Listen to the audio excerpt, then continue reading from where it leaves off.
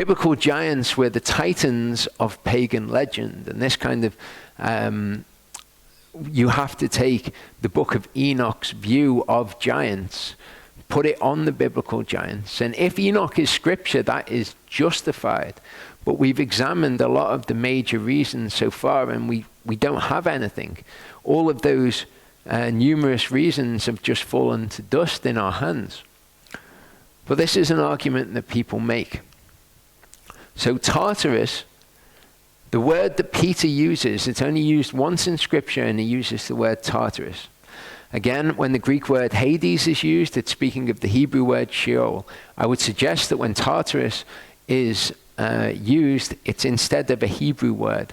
And I would suggest that, from my own understanding, again, this is totally subjective, but that it's talking about the pit. The place where the angels would have been put in chains would be the pit, a place as far below Sheol as Sheol is below the earth. So in Greek literature, it's described as a dark abode of woe. And I wouldn't take what Greek literature had to say about this as our definition. I don't think that Peter was getting it from Greek literature. I think he was translating a Hebrew word.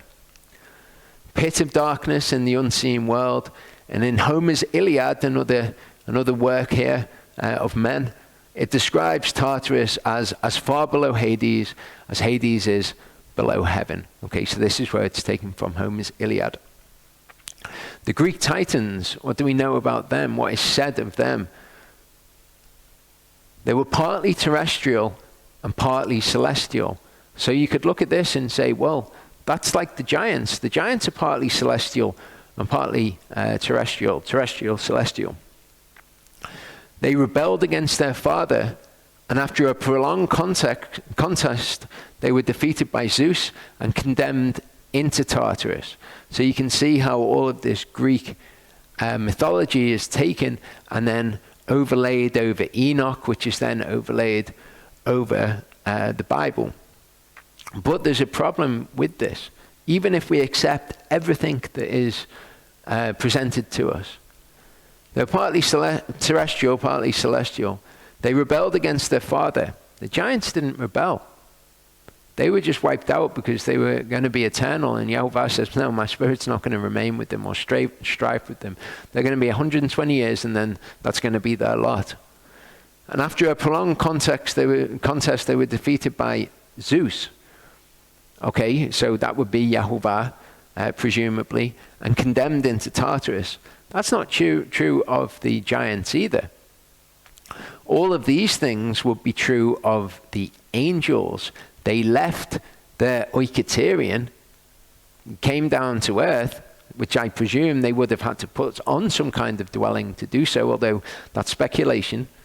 But they would match being partly terrestrial, partly celestial. They did rebel against their father, and after a prolonged contest with Yahovah, according to Enoch, they were then condemned into Tartarus.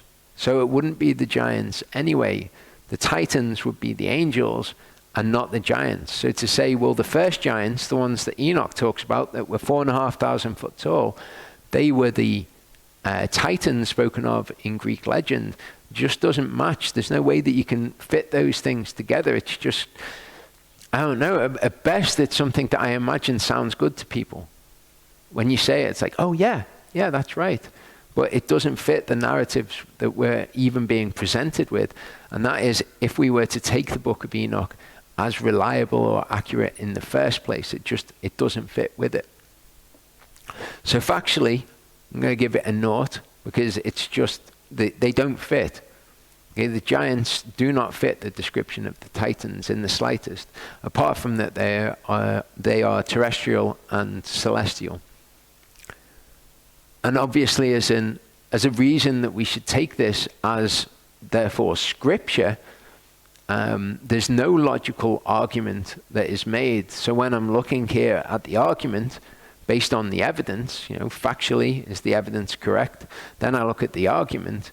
The argument must get a 0 because there's no evidence for it. The evidence has been hugely misunderstood and misrepresented.